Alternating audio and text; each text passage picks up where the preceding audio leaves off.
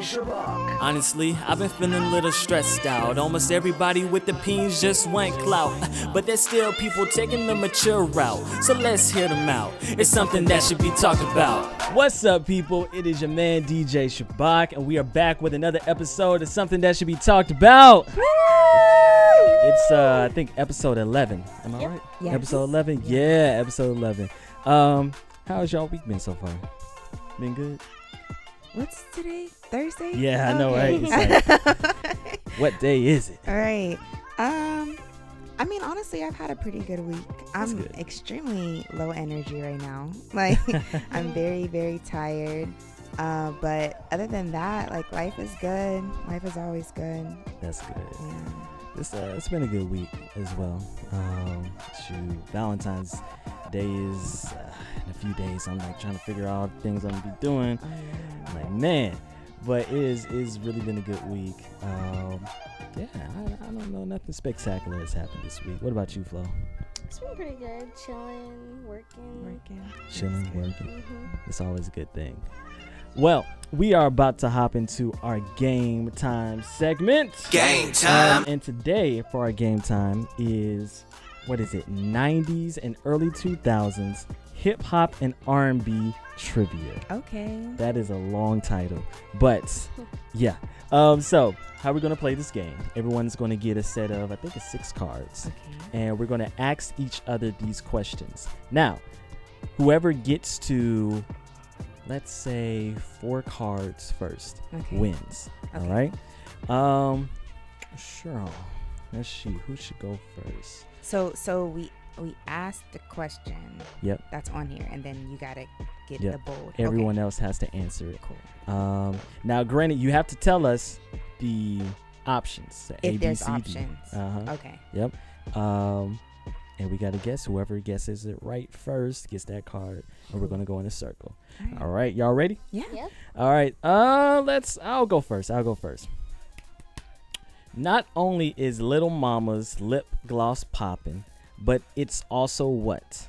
A, expensive. B, cheap. C, cool. Or D, used. Cool. And you are correct.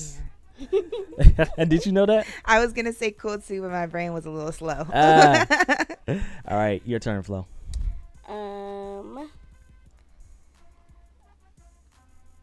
Who did Outkast say "Sorry, Miss Jackson" goes out to? This is for you. No. Sorry, Miss Jackson. I am for real. I thought it was I am for real. That's not the lyrics. Apparently not. Those are part of the lyrics, but that's not. That's not the part question that yet. they're going to. It's, Oh. who does Outkast say "Sorry, Miss Jackson" goes out to? This goes out to you. I don't know. I'm stuck. I am also. All So right. do I just do a different question? Just say it. Yeah. Oh, it's all the baby's mamas. Oh my gosh, that is Dang. in the song. I should have listened to the song. That's crazy. Okay. All right. Next. Oh, okay. Where can you find 50 Cent? In the streets. In the club. Yeah. I was like, why does that sound so familiar? All right. Flo Rida said the girl who wore the boots with the fur had what kind of jeans? Apple bottom. Woo! Wow. Okay. Come on, Miss Tyrina. Okay. It takes me a minute to process things. She's exhausted. That's what it is. Okay. What is the correct opening for Missy Elliott's "Get Your Freak On"? Oh my gosh. A. Headbanger. B. Kora Kara Mina de Machuca Kucha O. Excuse me? Huh? Where are we speaking? Alien? Is that a language? Bro, don't come for me. I don't know what language this is. Oh my god. Sawago. Swallow. That's the B. So option. basically, I know it's her name backwards. So I'm gonna go with B. Wait, Well, you're right, but I just didn't get to say the rest Oh. of it. Dang. All right, your turn, Ty. Rena. Yeah, thank you for correcting. Okay, cool. Yeah. Okay. Sorry, hold on. In Buy You a Drink, what is T-Pain on? A, on that Patron. B, on that Hennessy. C, MD 2020. Or D, on Grey Goose. Patron. Mm-hmm. Ooh. All right, well, I got 2. All right. Kanye says, if you're no punk, what should you holla? Yeah, I'm not. Oh, really- there's no choices for this one? No. I'm not even familiar with Dang, Kanye I don't like even that. know. Yeah. We want We want. pre. N- Crickets? oh, gosh. We want prenup. Oh. That's crazy. All What was right. the question again? Kanye West says, if you're no punk, what should you holla? We want prenup. He says it in, I forgot what song that was, the name of the song.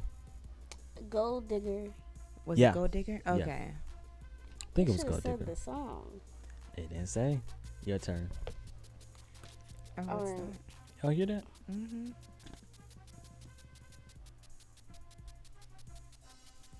Where's that coming from?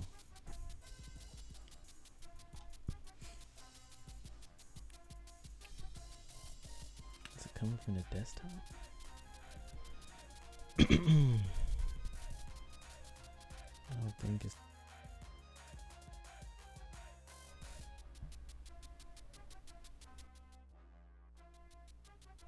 Turn y'all mics on and off.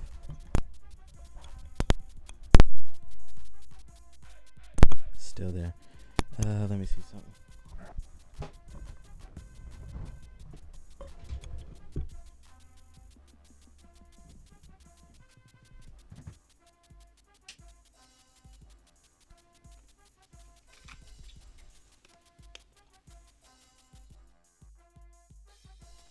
It loaded it.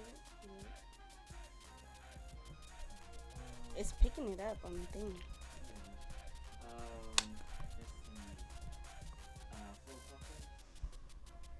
1, 2, 3, 4, 5, 6.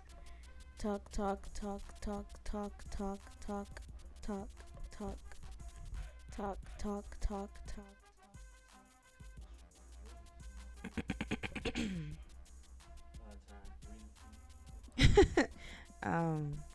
What's that? Oh, nothing. Okay. So yeah, I don't know, Flo. I'm like not looking forward to this drive at all. You better get yourself an energy drink. Yeah, I need And it. listen Yeah, to, for like, real. Like a I need to get YouTube myself an video or energy drink. Watch an episode.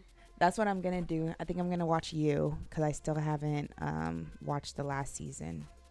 I haven't finished it either. I don't know why. For some reason, I just couldn't get into it.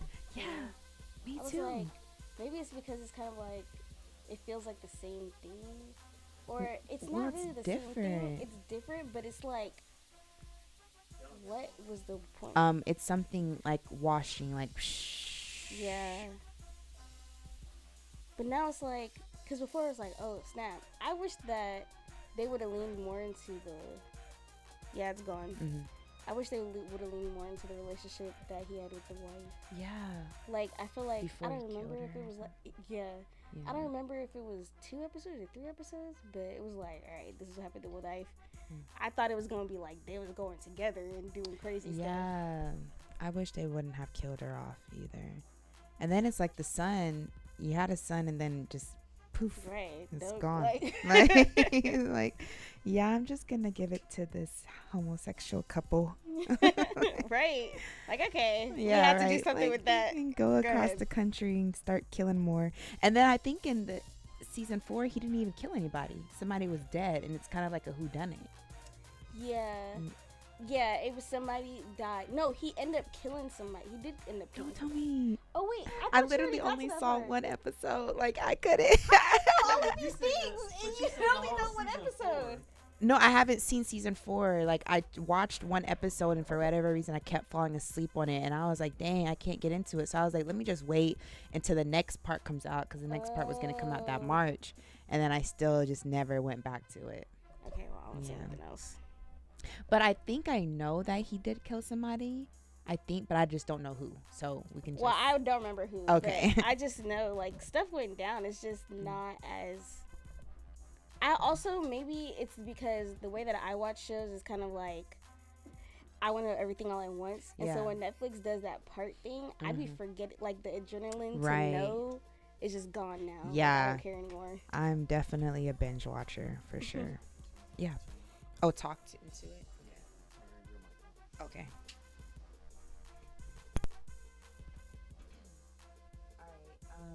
But yeah, so I don't know. I think that's what I'm going to watch when I'm on the way. But then it's like, I just don't want something that's going to be boring. So I might have to find a reality TV show to watch. Yeah, maybe I'll watch like the Kardashians or something. Huh? I do like watching podcasts.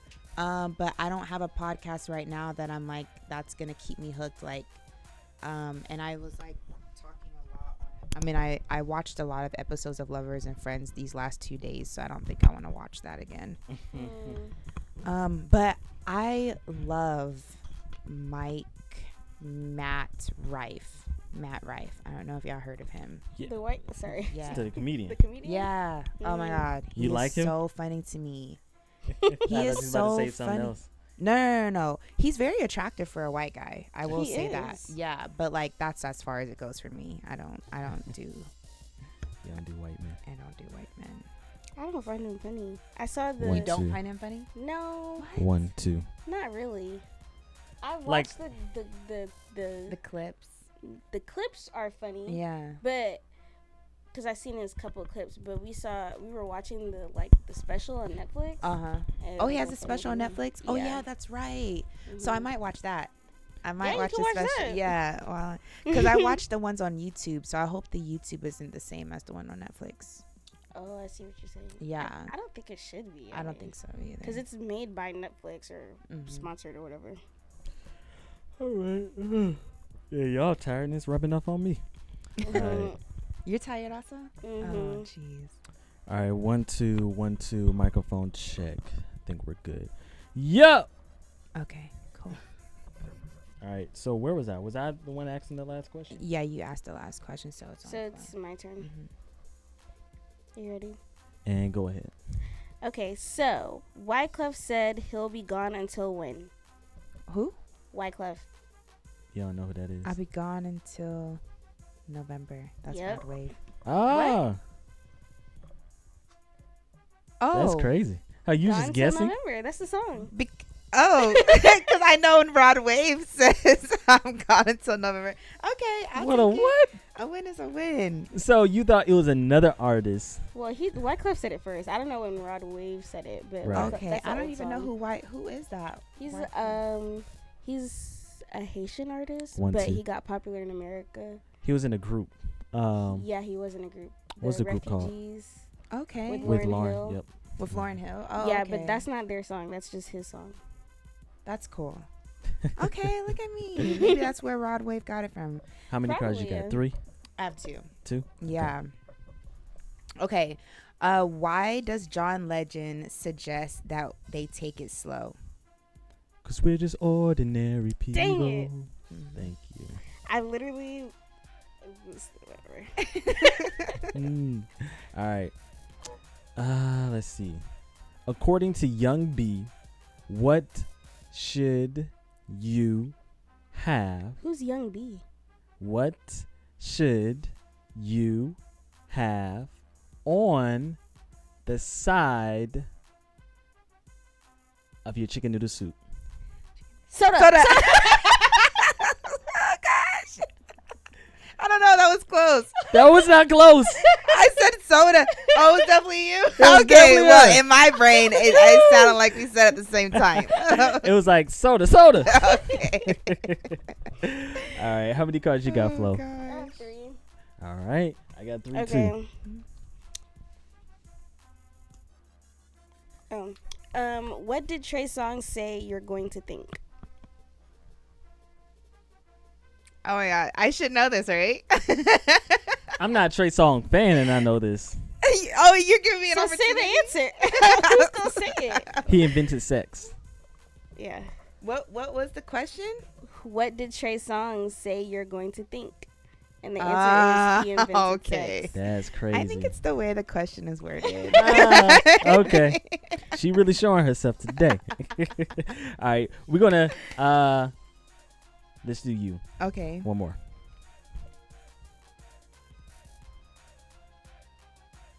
Okay. What does T.I. have the crowd yelling?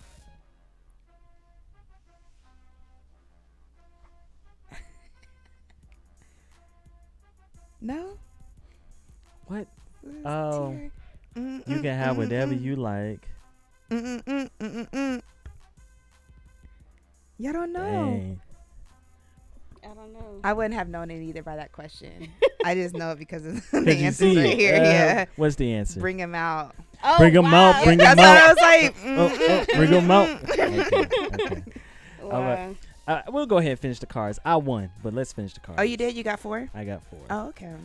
Who can't jagged edge forgets about and where's the party at? A. Pretty girls. Pretty A girls. B. Homies and hotties. C. Thugs and girls. Or D. Gangsters and girls. Where the party at? I don't know the words. Wait, say the answers again. Pretty A girls. Homies and hotties. Thugs and girls. I feel Gangsters like and it's thugs girls. and girls. Thugs and girls. You are correct. Yeah. All right, go ahead, Flo. How many more cards you got in that? 3? Dang. No, because one of you guys didn't get this one. Okay. What did Biggie tell you to do after you throw your rollie in the sky? Put your hands in the air if you're a true player. What? I thought that was Tupac. No, that's Biggie. Well, that's not the answer. Oh gosh. No. I feel like that's a whole different song. It What probably you is just a whole said. different song. I don't know Biggie catalog. like Okay, that. well, it's wave them side to side. I don't know this song. That's crazy. Okay. Hmm. All right, your turn. Okay. In We Belong Together, what did Mariah Carey lose when he left? We belong together. Oh, I was waiting for you to ask the questions. I just What? She did. That's ask it? the question. Oh, it's like it's no Yeah. Oh, no yeah. that's options. not- Okay. Okay. What did Her Mariah soul? Carey lose when he Her left? love, Mm-mm. her insanity. Mm-mm. I don't know. Dang, I'm trying to remember Remember the how the lyrics. first part of it goes. Dang, I blank right now. I give up. She lost a part of her. Dang it! If I literally just remembered the first part. Dang, that's crazy. All right, here's my last card. If you are swagging, y'all ain't see that. All right, Hopefully they didn't That's actually see it for crazy. real. please. Okay, there we go. The dentist says I have an extra amount of saliva. I'm like, what does that mean? Yeah, Like, what does that mean? Okay. If you are Cecil in swagging, the bedroom. ah! If you are swagging and surfing, you're Okay. clean like Mr. Clean? no. I don't know. If you're Shoes, swagging and surfing, you're clean like like lean. You're Lean. Like lean is definitely not clean. yeah. Your shoes, your clothes, I'll give y'all a hint. Your swag, You wash the dishes with this. a rag, Dish soap. dish Who says dish soap? Soap. soap. If you're swagging and surfing, you're clean like. Soap. Oh my gosh, y'all are What not are rappers. you saying we wash the dishes with? If and you're it's not a swagging rag? and surfing, you're clean like dish detergent. Dish detergent. First of all, you said what do we wash dishes with, not what we put in the washing thing. It's dish detergent. Don't you Right. wash the dish like the Ajax and all Who that? says dish detergent? I'm more likely to remember dish soap than dish detergent. I guess it depends on the household you grew up. I grew up saying detergent. Okay. Word. The only thing I use detergent for is laundry. Laundry. Mm-hmm. Right, so what if the person is just not like, because I never heard my mom say, "Oh, good, get the detergent." Even for the what you call it, the for laundry. the clothes, yes. Wow. Yeah. It may be a Laundry laundry thing. detergent, yes. Yeah. Okay. For dishes, Wow. You got one more card, right? oh yeah. Really? Oh, why doesn't Andre 3000's baby mess around? My baby don't mess around because she loves me. Cause she's loved me so. Yeah, I'll give it to you. What you mean you'll What was give it that to one? me? Loves him so. Loves. Hey, it's the same difference. Because she loves him. It's loves him. That's the lyrics. It loves me. The lyrics is loves me so. I was just following what was on the card. What do you want me to do? I still gave it to you. He's talking in first. Thank you. He's talking. Go ahead. Beyonce's happiest moment wasn't complete if what? She was a boy. What? I know. Just I, like the song. I wouldn't get it either. I don't get that. Beyonce's happiest moments weren't complete if what? Is it a song? I don't know. I mean, it has to be from a song. Nah. I'm perplexed. Okay. You weren't by her side. I don't Yeah. even get that. I didn't That's get a it song? No. That ain't no song. That's Unless crazy. It's probably in her song, one of her songs. I'm not sure. Well, that was a good, I guess, Black History 90s and 2000s hip hop and R&B trivia. All right. We were bad at that. Right. That was horrible. Some of that card. We are the worst black. No, I'm not gonna say that. Yes. No, or Before they be like, yeah. I know, in the right? comments, Like, yeah, you are. yeah, Y'all don't know that. Oh man. Oh, I guess that. Did you look at the comments on there's something that should be talked about TikTok? When? Which one? The last video I posted. No, I only saw the Instagram one. All right, you got to wait till later. Yeah, I'll wait until Yeah, later. wait till. Oh man. Okay. All right, so we're about to get into our trending topics. Topic of the day. We're about to get into our topic of the day. The topic of the day is. Dang, I should have had it on my phone. I could barely read that. Why do women? Do you remember the name? You know what? Let me pull it up. Yeah, I got it. Okay. The topic of the day is why do women wear things that make them uncomfortable when men see them in it? Yeah. And so what made me think about this topic, y'all, was when I was on Instagram, I came across this little post and I was like, dang, that sucks. But then I was like, but hold on. This is quite interesting. Let me see if I can pull it up for y'all. All right, here it is. Dang, that's big. Okay. Let's bring it down. We ain't got our producer today, so y'all gonna have to work with this, all right?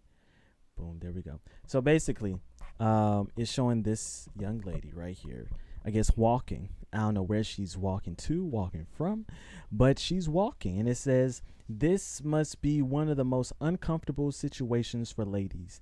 They are even forgetting to walk. No, They are that's not even. what it says. Oh, no. Okay.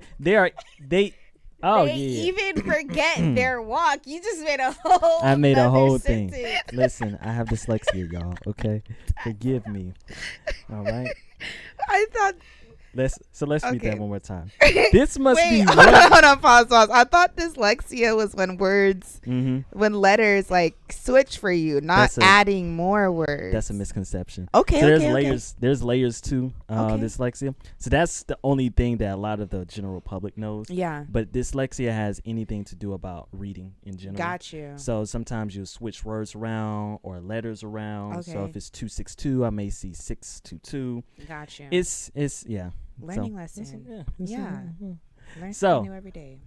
She trying to correct me on my. Hold on, you ain't gonna say this dyslexia. No. I was genuinely asking a question. All right, so one more time. This must be one of the most uncomfortable situations for ladies. they even forget how to, or They but forget see, it don't their make walk. sense. They It's even improper forget grammar. their walk. It doesn't They- make sense to me. I don't understand why that Meaning, second like, part. how you, like, you know, your confidence in how you walk. Yeah. And so Oh. when, like, They a bunch of even people are forget looking at their you, walk. you kind of, like, Tense up. yeah. Got And so you. you're not Okay. walking how you usually walk. Use proper grammar next time, y'all. Y'all Yeah. getting me They all even mixed forget up. their walk. They even forget their walk. Okay. Anyway. So, That's a lot. so before I go into my little ideas, don't label me misogynist. I listen. We got the ladies here, so I'm gonna let them talk. Let y'all say y'all little spiel. Okay. Yeah. Okay, I guess I'll go first. I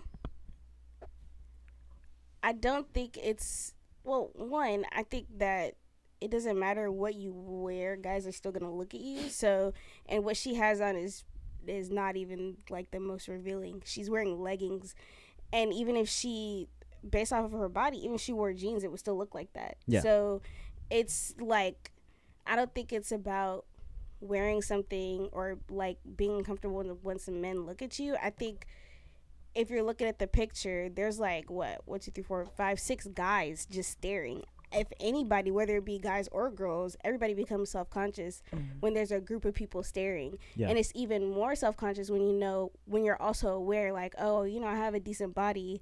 They're definitely looking at my body. So now you just become more self-aware and uncomfortable, because it's like everybody's going to be uncomfortable when there's a groups of people looking at you, just staring at you, not even like being, you know, subtle about it. You just, Yeah. you can see, everybody can see that. So I don't feel like it's, how'd you phrase the question again? Why do women wear things that make them uncomfortable when men see them in it?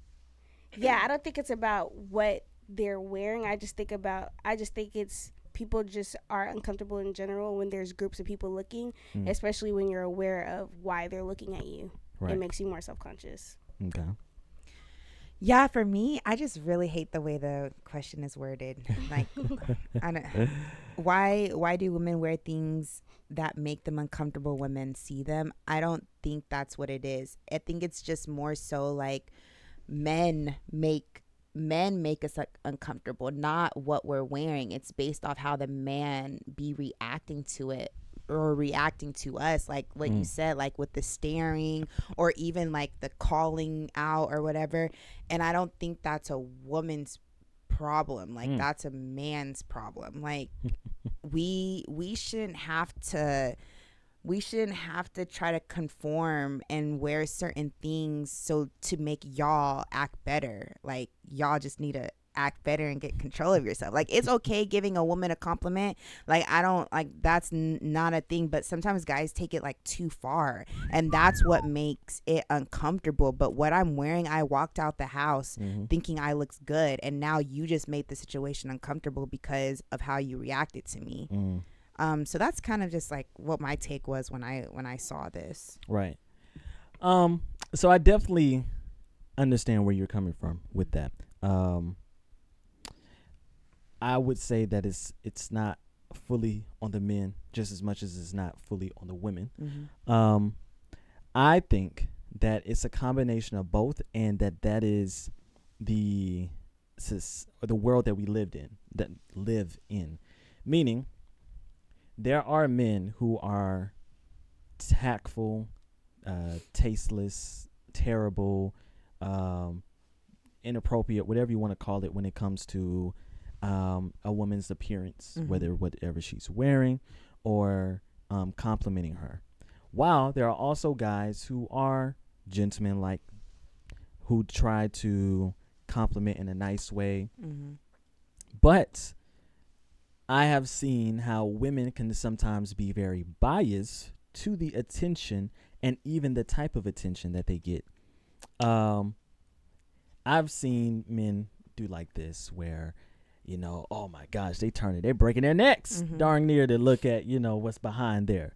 I'm quite sure if we look in the comment section, now granted, because this was posted with a particular narrative, but if this was posted on another page, it'll be like, dang man, I need to see the other side of that picture. Like it'll be a bunch of guys with those type of comments.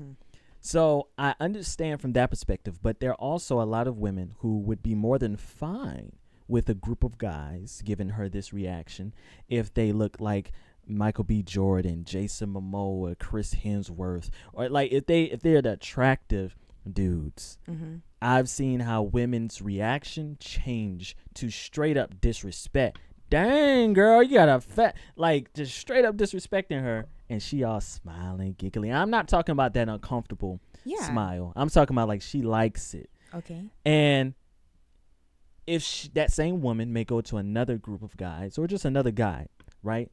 Same reaction or whatever. How dare you? I'm a lady.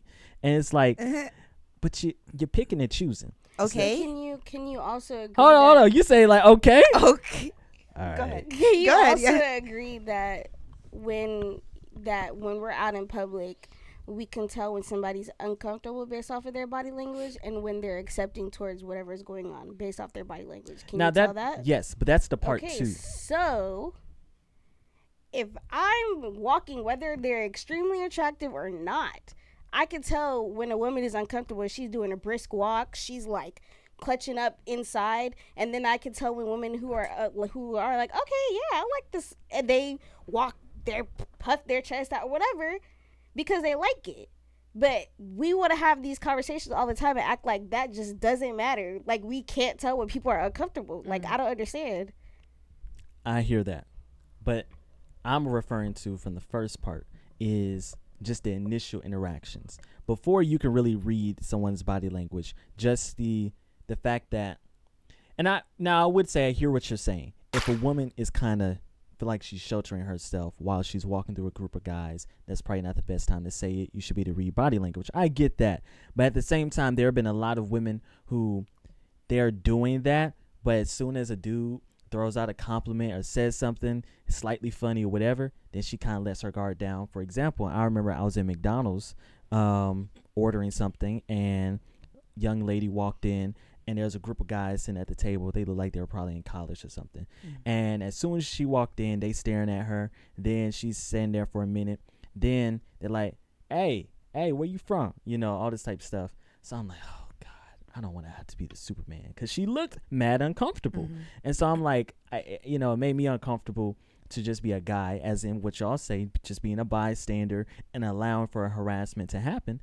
So I'm like, all right. So saying it, she really not trying to give them no mind or whatever, but for whatever reason, he said something, where you from? It was like some other leading question. Then she was like, she answered it. So then she went to do whatever she had to do at the counter. Then before she left, they was like, hey, let me get your number. I can't give you my number, but I give you my Instagram. Now she was not in a situation of a danger thing where let me just go ahead and give him something so I could dip. She went over to the table to them and then stirred up a whole conversation and stayed right there talking to them.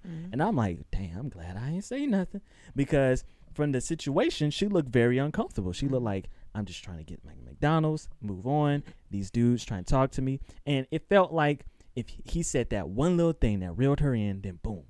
And I was like, okay. So how do you read when a woman is uncomfortable, but yet that same woman may just take a few words and boom, she's cool. She's fine with it or whatever. So I guess that's a different type of question than, because these people are not going up to ask her for a number or anything she's walking through. So are you steering it now towards like women accepting, or how should men be able to approach women? No. I'm not talking about that. I'm talking about for the mere fact that, based off of what you said, that you can tell body language. From body language, she looked uncomfortable. She looked like, I just came here to get my McDonald's and go. They kept asking her questions. And so therefore, I guess in that guy's experience, if I keep asking questions or whatever to a woman who's seemingly uncomfortable, she's eventually going to give in.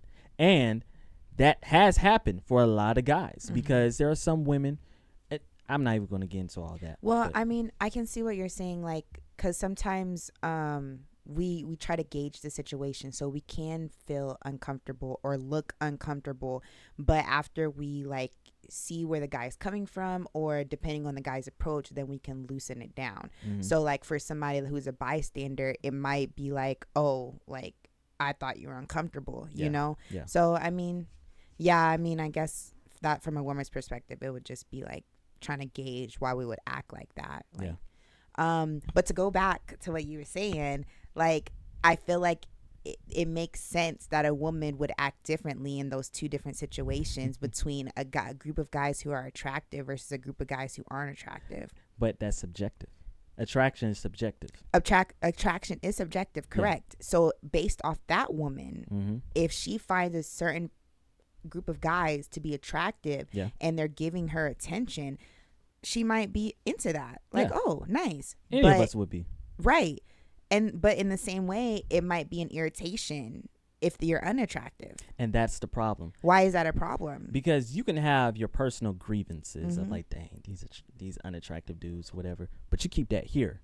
It's my problem, and a lot of men have expressed this, is that don't start calling me a creep. Like, a lot of guys have gotten the title creep or whatever. Sure. Because like, don't come up to me if I'm at a basketball game and da, you know, or don't come up to me here. It's like, where can I go up to you? Yeah. But a lot of these guys would be like, but I guarantee you, if it was this looking dude, Gotcha. you have no problem. So the issue that I have is we all are subjective on what we find attractive.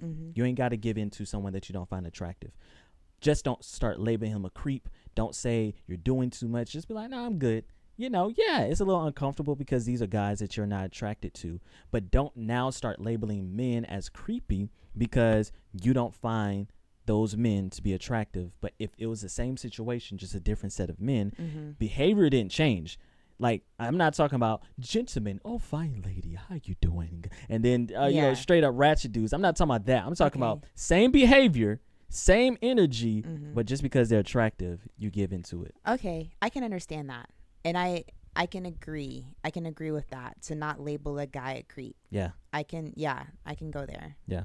And so that leads into the bigger perspective of what I'm saying, is that I've seen how women will be excited wearing something, whether it's going out, going to a club or whatever. Not, you could be excited with going with your man, but women will be like, oh yeah, I'm about to kill him with this one or whatever. You going out to these places, you're going out to these places where there's going to be men there. But it's like, now you're accusing men of being creepy because your boobs are all out, because you got on a see-through dress and I can straight up see your nipples, or because you got on a very tight thing, or because you got on a see-through dress and I can see straight up your panty line and everything. But guys are inappropriate for looking. And it's like, it's not, I don't think it's that guys are inappropriate for looking. I think it's guys are inappropriate for looking and taking it a step further. Like what? Like in a sense where, okay, a girl comes out and you can see her nipples through her shirt. If a guy is looking, shirt. Okay, I meant to say shirt. If a guy is looking, it's like, okay, like obviously you're not gonna just like past that, you know. But you don't have to like stare, you don't have to like, that's what makes it uncomfortable. Like, now you're just staring me down and it's like, okay, like what? Like, but when women do it, it's just societally, it's accepted by society for women to do it. I feel like it would be the same thing though for a guy. Like even for women too. Like, don't just be staring. Like, staring is so uncomfortable. Everybody understands socially that if you're staring, it's like, what's the problem? Yeah. Why are you staring? Looking and staring are two different things. Yeah. You can look at whatever, because we all have eyes we can see. You put something on, we can see it. But I'm like following you with my eyes. That's uncomfortable. Or even following with my body, like right. Like now you following me around because Yeah. you just want to look so bad because you gotta look. That's when people say, okay, just take a picture at this point. Yeah. Like, it's uncomfortable. You know, you're making the person uncomfortable too. So then my question is, if we know that there are guys, y'all would say that there are guys out there that's like that. If you know that there are guys out there like that, if you know that there's a different chance of guys staring at you if you're at church compared to if you go to the club, if you know that the safety of that changes from a church than if you're at the club, if we know that, then why do women still subject themselves to certain dangerous like situations because it happens regardless of the clothing. And it's not even that. Because yes, but also, why do I have to change my clothing, or why do I have to think about that when I can't control anybody but myself? Mm-hmm. Guys have to control themselves. If you are a person who likes what I'm wearing, okay, that's fine. Yeah. But don't take it a step further. Or what's even a step further? Even the step further is like when it becomes like uncomfortable, where now you're following me, where now you're just staring, you're not saying anything. You can't take no for an answer. You can't take no for an answer. Right. Like if you do have the courage to come up and talk to me, yes, ladies, like you don't have to shut a guy down. You don't have to shut a guy down rudely is what I'm saying. Like we can also as women find ways to let guys down respectfully. Yeah. And also it's a safety thing too. Like we can't just be all crazy towards guys. So yes, a woman can do that, but also guys need to learn how to take no and not be disrespectful when you get the no, because there's also cases where guys will be like, well, I didn't want you anyway, or like, that's why you ugly anyway, and all this, so it's just like, I just like that, just like that question is just like it just reminds me of like women who have been raped, and it's like, well, what were you wearing? And it's like, it doesn't matter what I was wearing. I can't control that guy raping me. Yeah. So that's just kind of like how I see that question. It's just like, no, I shouldn't have to be so conscious of like what I have to wear when people are in control of themselves. Yes, I 100% agree that the argument of what was she wearing, because when she got sexually assaulted or she got raped, I feel like for my view, a man who's willing to rape you or do that, it don't matter, again, like y'all said, what you're wearing. Yeah. That's a man who's mentally off the hinges. Yeah. But when it comes to what people we label as eye rape, when it comes to the fact that a man or humans, when they're drunk, are there's a word I'm looking for, but they're not in full control. So they're not understanding fully of, oh, I'm staring too long or whatever. But if you go to the club, you feel a little weirded out because that dude's staring at me. But you know that half of these dudes are trying to have sex with one of these women up in here. And I understand how women are like, I just want to have a woman's night out. I'm here with my girls. We ain't trying to. I get that. But why does it have to be about? Why do we take out the fact that there's still danger around? That there's still the potential that, yes, a man should not do anything dangerous to you based upon what you're wearing. I 100% agree with that. But I would not feel comfortable with Flo, my girlfriend. She like, oh, yeah, it's just the girls going out. I'm like, you wearing what? You wearing that? No. Because I'm like, I know guys. Guys see you wearing that. They feel like that's an invitation to come up to you, holler at you, touch you, grope you. Why? Because there are women, as respectful as some women may be, and respectful to their own self. There are a lot of women who they're fine with going to the club, and it's normal for their butt to get groped by some random dude. It's normal for them to feel a dude's member all up on them and he trying to get it. That's normal. So therefore, there's a lot of dudes who feel like, oh, if this is normal, I could do this with any girl. It's not right. But there are dudes who do it. So why do we continue this pattern instead of being like, if you're going to wear that, understand what comes with wearing that. Now, public is a slightly different thing. But when we go into certain environments, it's like understanding what you're wearing and the attention that would come with it, in my view. I just feel like that's taking the responsibility out of the guy's hand.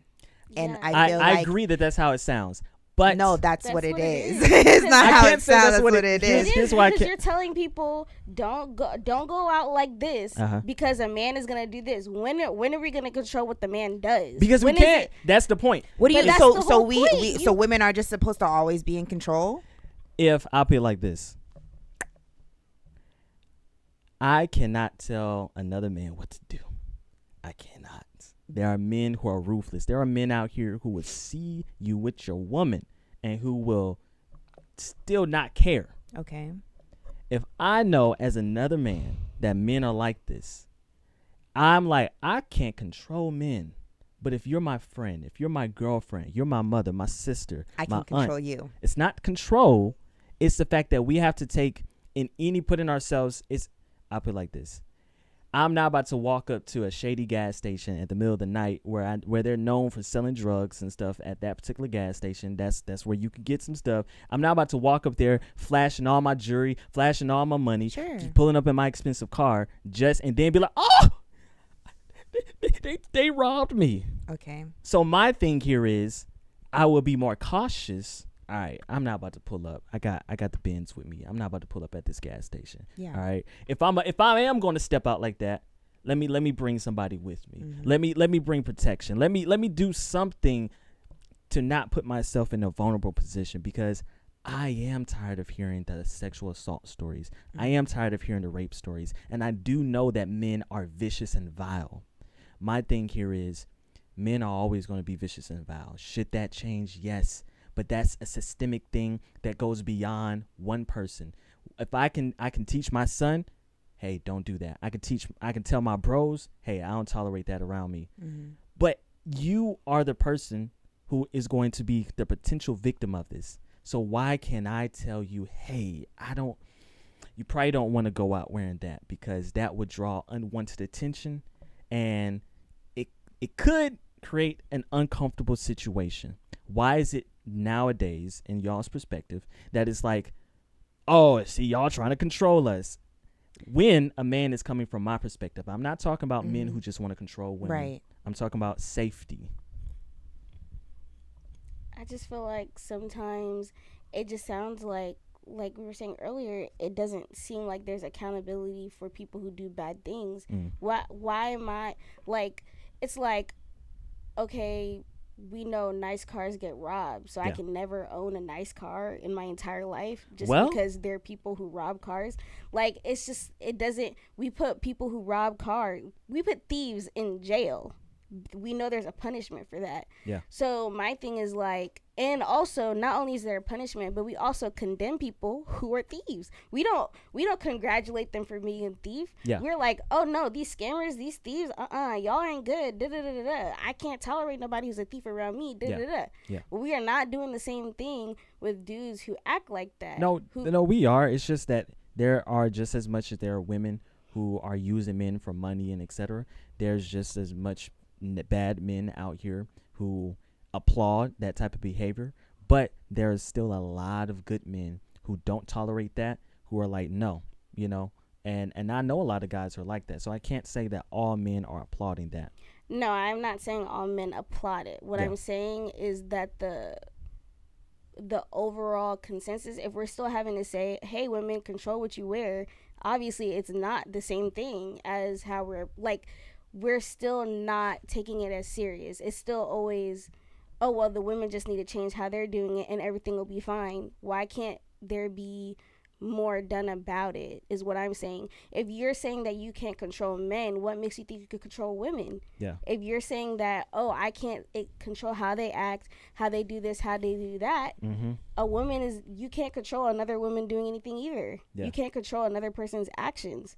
So for me, it's kind of like, if people are just so comfortable telling women what they need to wear, what they shouldn't wear, hey, maybe you shouldn't wear that because you don't want to be uncomfortable and all of that type of stuff.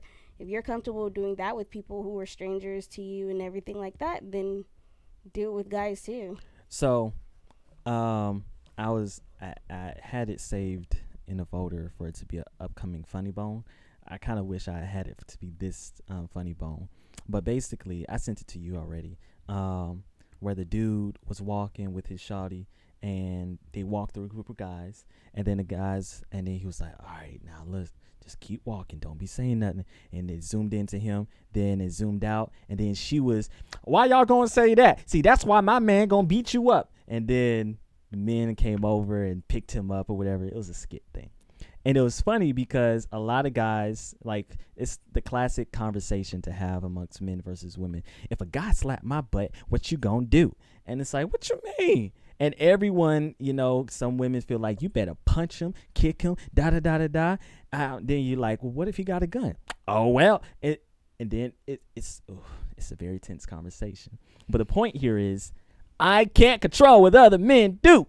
So if you and I are out and there are men who are willing to do all of that while we walking together, I'm not trying to be no misogynist. I'm a patriarchy and none of that. I just care for you. And I just want you to be safe. And I don't want you to come back with a story of this, that, and the third. So therefore, it's like, I would just prefer you not to wear that. I'm not trying to control you. I'm not trying to tell you what you should wear. I'm not trying to take accountability off men. But I don't know the men that's going to be out there. I don't know Bob, Cedric, Perfect Kid. I don't know any of those dudes. I know you.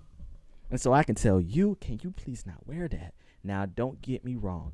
There are a lot of guys who are very misogynistic with the way that they say stuff. But I do believe that even some of those guys just weren't taught how to properly express their feelings. So it comes across as controlling, but they're actually just scared that their woman is going to come back. Because my grandfather's was probably like that. Hey, don't be wearing that, that harsh controlling type of thing. But when you got to the root of it, they just cared about her, So there was two things I want to say. The first one is I still feel like I understand what you're saying, and I know I can tell that it's coming from a place of care, and I know that there are guys out there who are coming from a place of care, but it still goes down to the root of the problem of that that mindset continues to take the responsibility away from men. Just as much as we need to be just as much as women can be responsible for what they choose and choose not to wear, it can also be on the man to know that that is not appropriate and how to act. Yes. The second thing is because you brought up the going to the gas station and having like expensive stuff on or whatever, like knowing where you are.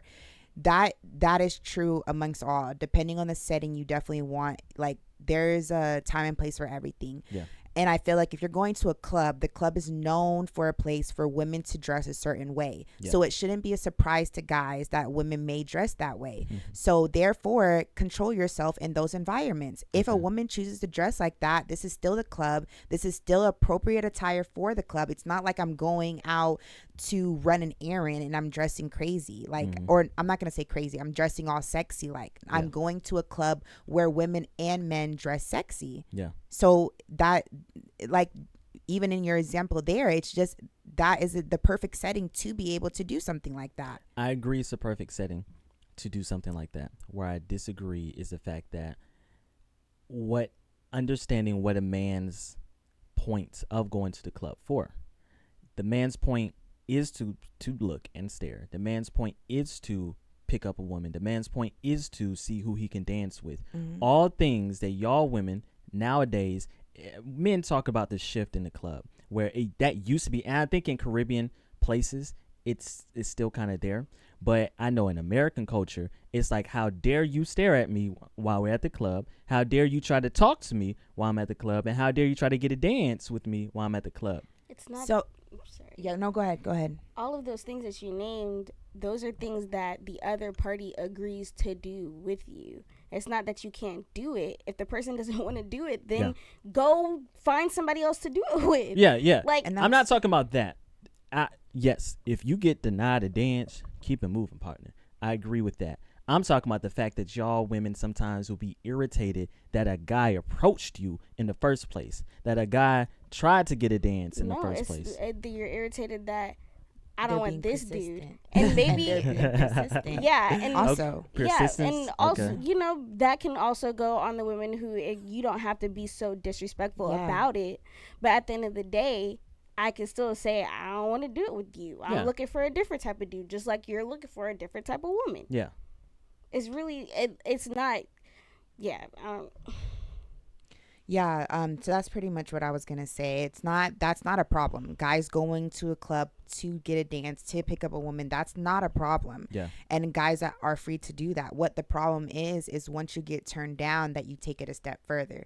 That is a problem. Yes. And then also to keep a responsibility on women as well, we can figure out better ways to communicate to these niggas that we don't want you. Yeah. Like we can. So like Okay. yeah, I mean like I don't think it needs to be a conversation about like why do women dress this way. It's like no, how do we need to communicate to each other if we're not interested, or if we are interested, or like continue moving on if a woman is telling you that she's not interested. Yeah. Okay. That's what the conversation needs to be, not like based off just like controlling, or not controlling, I won't use that word, but basically just trying to nitpick at what women are wearing. Let's nitpick at everything. How are guys reacting? How are women deciding to dress? How are women responding to these guys? Like we have to go deep into that. There's not the solution is not surface level of change your clothes, because even to a point that Flo said, whether I'm dressing, if I look good, me being a natural face most of the time woman, I'm gonna get hit on whether I have baggy clothes or not. Like so it doesn't even go down to what I'm wearing. It's Yeah. really just how are we responding to each other. Yeah. Yeah. That's how I feel. I get that. So what can we do?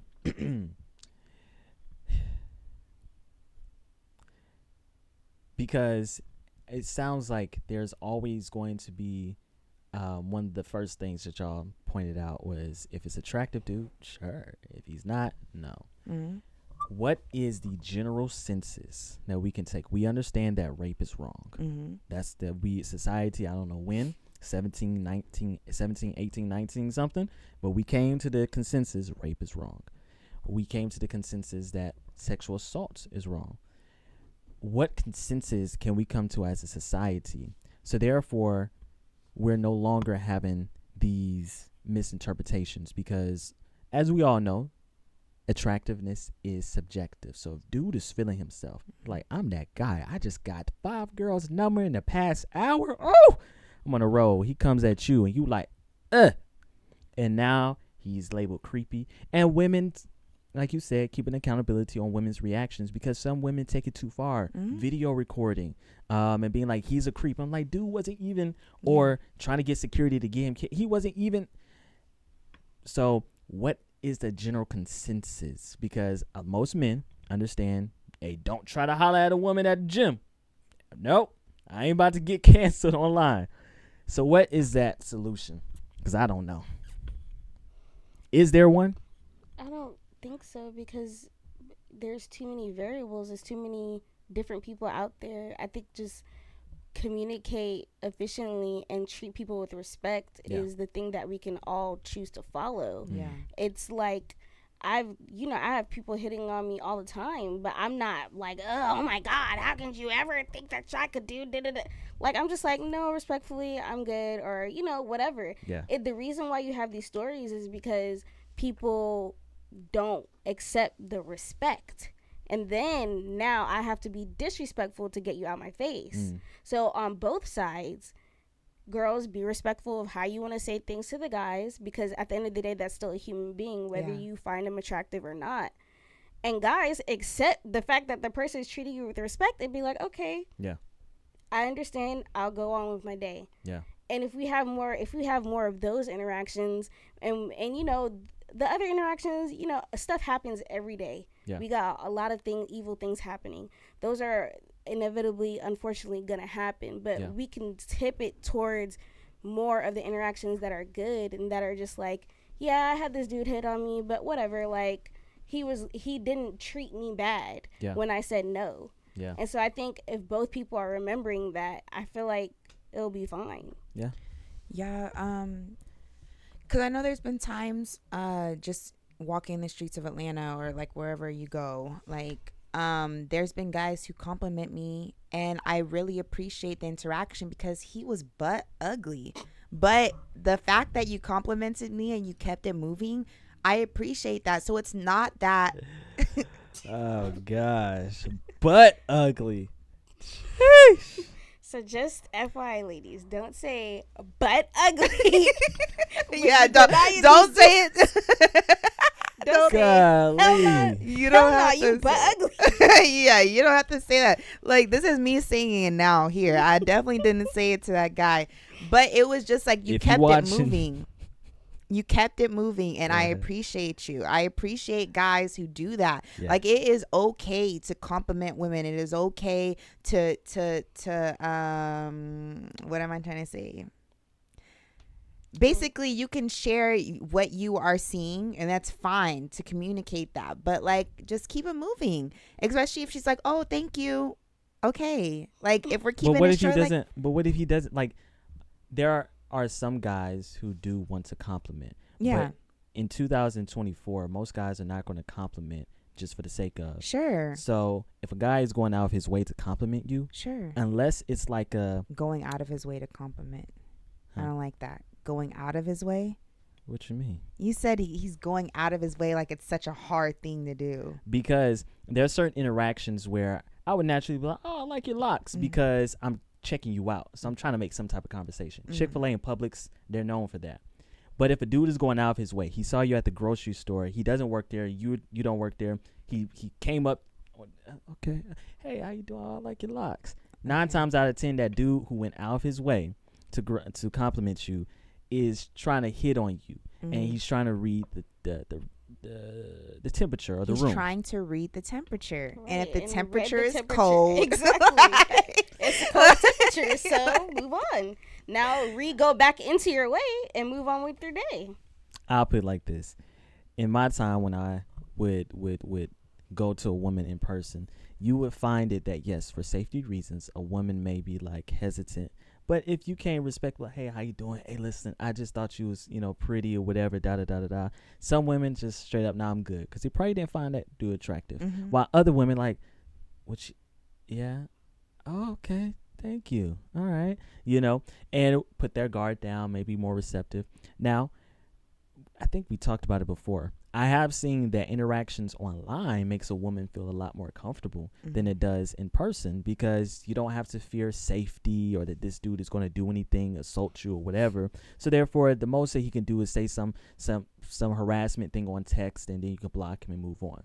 But in person, if a dude is going out of his way to compliment you, he's probably trying to fill the room and etc. And just you simply saying, "Oh, thank you." Now, a lot of women, they've said, I don't say thank you. They are rude because men take being friendly as them, giving an invitation. And I understand that. But how is a guy supposed to gauge that when, like, oh, yeah, I said thank you, but he just left? There's been a lot of women who have said that. And I've had some women to be like, "Ooh, I compliment you, bold," because a lot of guys, they just be staring. They don't come up or try to do anything. But I still think it's reading, like she was saying, reading the temperature. I mean, when we're having conversations with people, we can tell when a person wants to continue the conversation. Nah. Or they don't. Yes, you can. Look, If I told you. if I'm giving one-worded answers, and if I say to you at the end of the day, "Oh, dang, I didn't want to continue the conversation," that's on me, because I didn't give the signal to say, "Oh, hey, I want to continue the conversation." If somebody's saying thank you and they turn back around and they're trying to continue with whatever they got going on, you don't think that's a signal that the person don't want to continue with whatever's going on? I have felt very uncomfortable if a woman has done that. Okay. But then I would have someone later to be like, "Oh, she was into you." Or that person would say later. And I'm like, "What?" It's like, yeah. I'm like, and that's what I was trying to say. On our first date, if I would have went off of your temperature, it was like, all right, this girl's not into me, whatever. And I told you, it was only because we texted and chatted beforehand that I was like, all right, okay. So I'm like, she's kind of nervous or whatever it is. So I'm nervous. So when I get nervous, I just talk a lot, And so if I don't know all that, I'm going to just think, she ain't into me. All right. We're on a date. You're talking about people walking up to people and giving I'm just using that as an compliments. example. That it's hard to tell the temperatures when there's different personalities. Yeah, I can get that. So, I mean, what I can say to that is just that, like, I feel like in those situations, like, I feel like it's okay. Like I said, like, even if a girl is saying just thank you. Yeah. you can, if you're wanting to shoot your shot, Okay. but depending on her answer, you either keep it moving or take Yeah. it further, and y'all can exchange contact information or whatever. Because like I get it, like sometimes it can be hard to read, like, and then you're not a mind reader. I said that on a couple episodes ago or whatever. Yeah. Nobody's a mind reader. So if you're trying to shoot your shot. Yeah. That's fine. Nobody's saying don't shoot your shot. Even if you're an ugly dude, nobody is saying don't shoot your shot. It's just how do you react after you've done that, and depending on her reaction, where do you go from there? Yeah. Mm-hmm. Yeah. That's really what I can say. Like, yeah, I can't speak for all women, but I personally, it is an irritation, yes, because I will say it is an irritation getting hit on, or a guy that I don't find attractive coming to me and trying to talk to me. It is an irritation, but also he is free to do that. Yeah. But I am also I should feel free to be comfortable enough to say no and not have to worry about my safety. Yeah. Because there's been many instances where I did think a guy wasn't attractive and he was shooting his shot. He kept the conversation going. I was trying to be short, and I eventually just gave him my number just so he could leave me alone in that moment. And then I can deal with it on the back end. Yeah. You know? And it shouldn't get to that. Like, you know, like, but also a woman can, I could have been in a situation where it's like, you know, I'm not gonna lie, I'm really not feeling this, but I do appreciate you coming to me. So I can even say that in that situation, I could have done more too. Yeah. Like, we all have to work on our communication Yeah, skills. that's what I'm saying. Like, at the end of the day, it's about us all together working on our communication and being respectful towards one another. I understand people get nervous because, you know, you don't want to hurt somebody's feelings. Right. And it's confrontation at the end of the day, but it's going to be even more confrontation if you lead the person on and now you put yourself in danger because that person's upset. And even though it's wrong, they chose to get violent or whatever the case may be. Yeah. So at the all around, it's just better communication. Yeah. I agree. I'll just say that in 2024, a lot of women aren't being, and I don't mean this from like a misogynistic, women need to hold themselves accountable, but there's not the conversation of women need to do better with their communication. It's just men are creeps. Men stop doing this, you know. I can agree with you on that. I can. I literally listened to a podcast episode today where it was talking about, the question was like, what is your, apology language? Something supposed to be like love language. Yeah. I never heard of that before, so now I want to take a test to know what my apology language is. But anyway, the guy answered and he was like, I just really appreciate when a woman takes accountability. Yeah. And the girls are just saying, you know, like that there are instances where women just feel sometimes it's just such a struggle for a woman to take accountability. And just as much as we be wanting men to take accountability for their actions, we also have to be accountable for ours. Like, there are things that we could have done better. And like, it's no pointing. It's not like a pointing game and who's this. It's just knowing in whatever situation you're in, knowing what could have been done better and just changing it. Yeah. And just trying to change it. That's all you can really do. And yeah, take accountability, honestly. Like, it might be uncomfortable, it might be hard or whatnot, but that literally makes you grow as a person. Like, you don't just be fighting. If you're wrong, point blank. Like, that's all it is. But I think the first thing, in order for people to take accountability, is that they have to first know that something is wrong. I know a lot of people have blind spots, and so a lot of people don't even think that this is something that is wrong. And so whether it's how you talk to a man, how you talk to women, I guarantee you most people, that how they are, that action has been approved by people around them. And at first I used to think this person is intentionally being rude, intentionally being mean or whatever. But it's like, nah, that's how they grew up. Like, that was a sense of normality. So this is why we have to have these conversations so we can, that's why I wanted to have the conversation, because most men don't want to have that conversation about, oh, women shouldn't wear this, because I feel like we have to have these conversations, but show people how can we have it in a productive way that it doesn't lead to just labeling people these words instead of let me get to the roots of who and where you are and where you're coming from, because it's just like the kid who grew up in the hood. In environment, he's considered uneducated. He's considered that he doesn't know how to talk. But when you actually understand, that's just the environment he grew up in. So Anything else y'all want to say to that? Q-tip. I can leave with that. Q-tip. That's an acronym. Quit taking things personally. Woo. Yes. Yeah. That everybody. Quit taking things personally. Mm-hmm. Q-tip. Yeah. So basically, like, everybody is an individual having their own experience. We're not aware of what each other experience is. Even us sitting in this room right now, we could be having 3 different experiences. Yep. So when people are coming to you, there are cases where, yeah, you could take things personally, but is it productive? Like, just try to take yourself out of the situation and respond in that way. So if a guy is coming to you, because I know for me personally, Yeah. I would be like, dang, do I not look good? Because why is this ugly nigga coming to me? You know? Gosh. So it's like, no, it's not that. Like, it's not that at all. In his head, he probably thinks he's the finest nigga out there. Yeah. So it's like, I'm going to come to this equally fine woman Right. and try to talk my shot, try to shoot my shot. Whereas in my experience, it's like, I know I'm fine. Like, that's not even subjective at all. And this guy is not. So it's like, now I'm getting irritated because it's like, why did you even think this was appropriate for you to even, like, how did you even think that you had a shot? But you know what? That's not in my business. I'm trolling right now, y'all. But it's just like at the end of the day, it's like we are living 2 different experiences. So it's just like you just try to, like, take yourself out of the situation, and go based off it that way. Like, we don't have to be rude or disrespectful to people. Like, let's treat each other as actual human beings.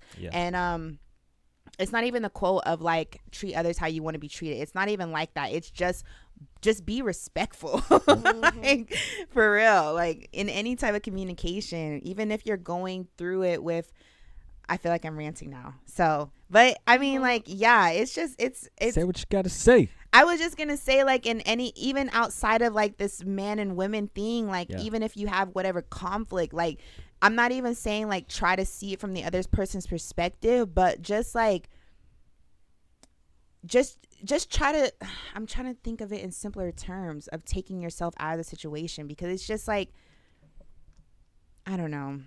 I don't think it gets more more simpler than what you said. Try to see the other person's perspective. Okay. I just think a lot of people weren't taught empathy. There's this father with his daughter who records interactions that he's having with his daughter. Very cute. I'm gonna show it one day on the pod. And he talks. He does it like it's a National Geographic thing. See, right here, my daughter is on the swings, and she sees a boy crying.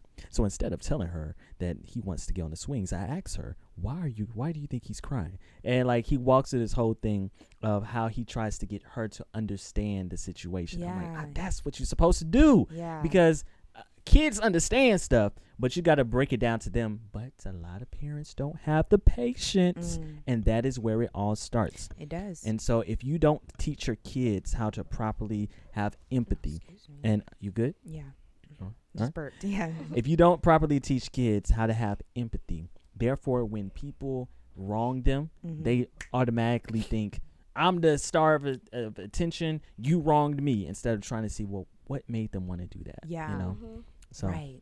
I think empathy is the biggest takeaway. Empathy, for sure. Have empathy. Yeah. And y'all good? Yep. All right, let's move on to like I said, I wish I had the other video, but let's move on to the funny bone. I think y'all find this funny. Y'all may or may not have seen this already, but we'll see. You know that you're a musician. No, but that's why I'm interviewing. Okay. What do you know? That you're a musician.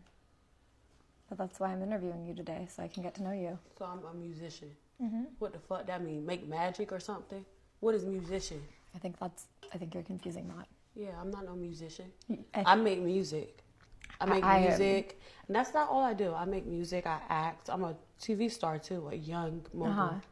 Just really quick, I think you're confusing. I'm not confusing nothing because you don't know. You thought that all I was a magician or whatever the fuck you said. See, that's what I think you think I said. No, I said musician, not magician. I don't think, baby. I don't think. What is that? That's ghetto. I don't think. I know. Oh my God. So you think.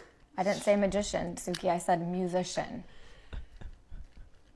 And I think you are a musician. No, baby, I do music. So you just really quick, for the record, could you say you don't think you're a musician? I'm not none of that. But then after that, you just said I do music. Yeah, I do music. So in other words, you're a musician. No, I'm not. Okay. So yeah. Oh man. So my thing is,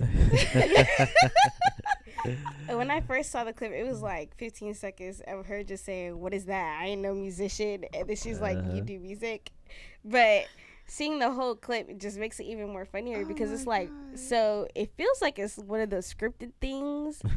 Because why did nobody in the back was like, no, like a musician, like people who do music? I don't know, like it just felt very set up-y. I don't know. Yeah, exactly. I don't think it was set up-y. I think Miss Suki was having a very slow moment. But she said, "I'm not no magician." That's what she said at first. Yeah, and she said so at first I was like, oh, is she just mistaking magician and musician? But then when it was like going deeper into it, I'm like, okay, so are y'all just playing into the fact that she just had a messed up moment? Because that was like, at first it did seem genuine that she thought she said magician. And so her name is Bobby, right? Yeah. She was trying to correct her. I think you're misinterpreting what I'm saying. Mm-hmm. That I'm saying you're a musician, not magician. Yep. And Suki kept saying magician. And it's just like, no, that's not what I'm saying. I'm saying musician. And then she went on to say, I do music. I'm an act. So in other words, you're a musician. Exactly. That, and then she was like, I don't think that's ghetto. Obviously. Like, girl, you are ghetto. You are showing ghetto right now. That's ghetto. I know. Who do y'all think is better though? Sexy Red or Suki? I don't like either one of them. Yeah, they're not particularly my favorite. You know, I'm not judging them for nothing, but Do y'all know some Sukis or some Sexy Reds in y'all life? Oh, No. in my life? No, I don't surround myself with those kind of people. Not that there's anything wrong. But my personality would not vibe. Yeah. They would literally look at me and be like, why are you just standing there? You're boring. You're a square. So, just don't vibe. Yeah. Oh, man. All right. So, let's get into these trending topics. So, over the previous weekend, sorry. That was just so embarrassing. it was Right, when I saw the video at first, I was during like, Black no History Month way. too. During Black History Month. Oh my It seems gosh. like nobody cares about Black History Month at this point. I think It's so. been, 10 days? Jesus. So, over the weekend, the Grammys was happening, and this young man by the name of Killer Mike wins a few awards at the Grammys. Now, this, I think it's a slide, right? Yeah. So he was nominated amongst all these other people. Let's see. So it was. What's the category? Best rap song. Best rap song. Oh, okay. Dang. All right. Best rap song. What was that one? Best rap album. Best rap album. And You sound fed up. You sound so fed up. best rap performance. She's like, I got two blind co-hosts. So best rap performance, best rap album, and best rap song. And everyone's reaction on social media, well, not everyone. A lot of people's reaction on social media was, who is Killer Mike? Yeah. Who? Including you. And me. I said it too. I said, who is that? Who is he? Looked it up on Spotify. I was like, oh, he seems kind of famous. Yeah. Cool. So to give a little backstory, Killer Mike, I don't know many of the songs off of the rip that he was in, but he's in a lot of popular songs from like the 90s and early 2000s. It's just that he wasn't one of those branch off hip hop artists that had a successful career on his own that continued on throughout the 2000s and 2010s and etc. But he was one of the, I wouldn't say pioneers, but he is definitely a very phenomenal rap lyricist, rap artist, and etc. And so a lot of people were saying, when you look at this, the people that he was up against, they were like, this guy won over Drake and 21 Savage, Metro Boomin, Nas, Travis Scott, and everyone was really like, especially some of these white kids, but everyone was like, over Travis Scott. Who was in this one? Uzi. And we would say, arguably, Uzi with Just Wanna Rock had probably the most popular song last year. Especially on TikTok, yeah. Yeah. Nicki Minaj and Ice Spice, Doja Cat, in that category. Then this next category, Kendrick Lamar and Baby King. Who's Black Thoughts? I don't know. Or Black Thought. Coi Leray, Drake and 21 Savage, and then boom. So I say all this to say is that people were like, how did he win amongst all these other people? But then end up watching a little video that said how the Grammys nominations are selected and whoever wins, how they're selected. So basically, it's not done by sales. It's not done by popularity. It's a voting process. So there's a big vote, and then that big vote goes to a smaller vote, and I think it goes to an even smaller vote. And it's based upon basically how the voters like that artist. It has nothing to do about the sales or how popular it was, which is very interesting because everyone was like, how did he win and who is he? So what was y'all's take? What was y'all's view?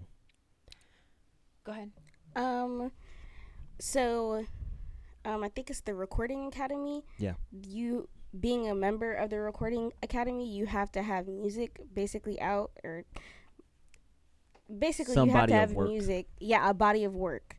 And so keeping that in mind, and if Killer Mike he may not be popular amongst us, but if all of those people who have bodies of work and they're musicians and everything, I'm assuming they're musicians or some creativity, you know, if he's a big idol to them, then of course, if he comes out with the album like years later or whatever, they're going to pick him as a person, just as if, you know, it's like, I don't know his work like that, but it's like if we were like, oh yeah, Nicki Minaj retired and oh snap, she came out with a new album.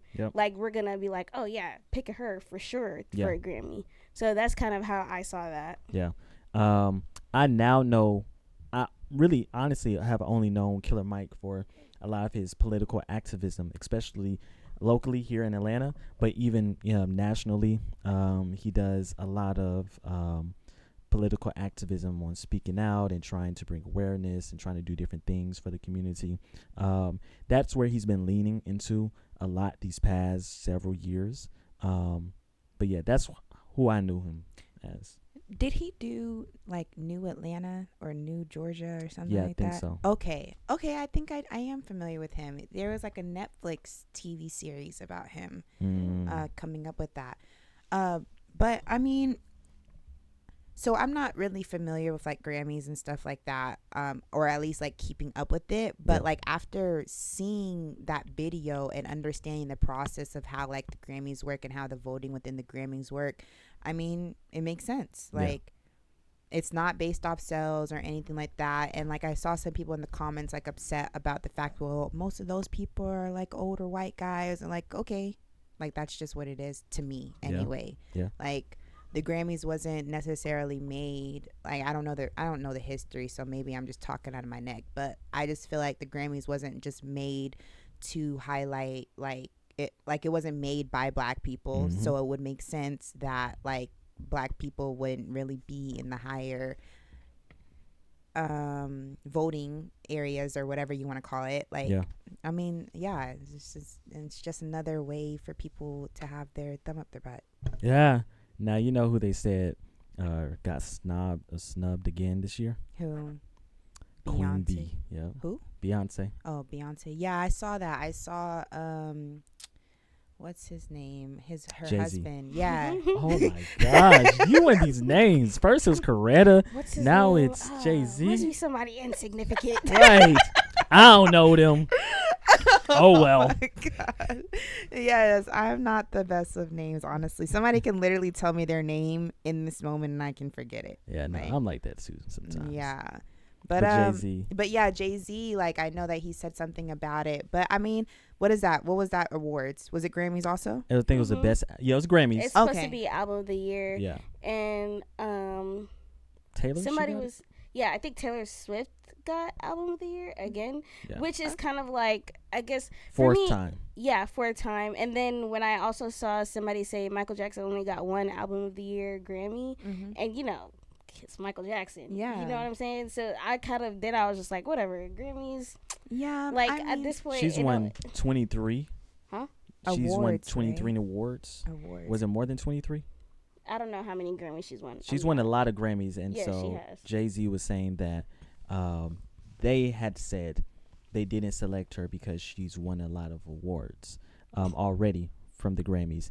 And he was saying, well, that doesn't make sense based off of y'all's standards or whatever. Like, she should have had album of the year. Yeah. So, I mean, I get it. Like, I'm not going to downplay the accomplishment feeling that you'll get from them, especially if you work your butt off as an artist, like, to not have a fair advantage. But, I mean, honestly, this is the world that we live in. And if we're not going to do anything to change it, don't sit back and cry about it. That's just my take on it. But that's my take on a lot of things. So, yeah. We literally can't do anything about the Grammys. Like, we can't be like, oh my gosh, vote for this person. We have no say don't have no say in what happens with the Grammys, clearly, because we have to be, first of all, I wouldn't even get to vote. I'm not a musician. Yeah. I can't sign up for the Recording Academy just off of that pure fact. Yeah. That's true for a lot of people. you could just put out, like, it's But any what's body of the work. point? I can be in a recording academy. Yes, you could, but what's the point?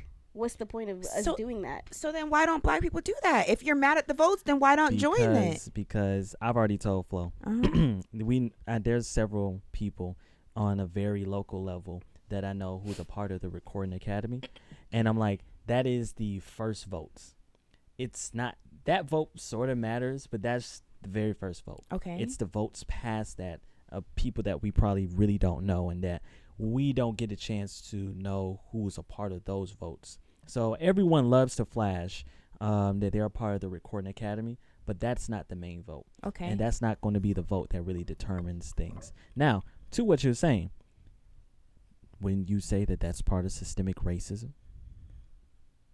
Anyway, we'll move on. Yes, we'll it's on. a part of systemic racism, and we're very aware that America's racist. So why not we do our own thing? Black people, if you're upset about the Grammys, make your own Grammys.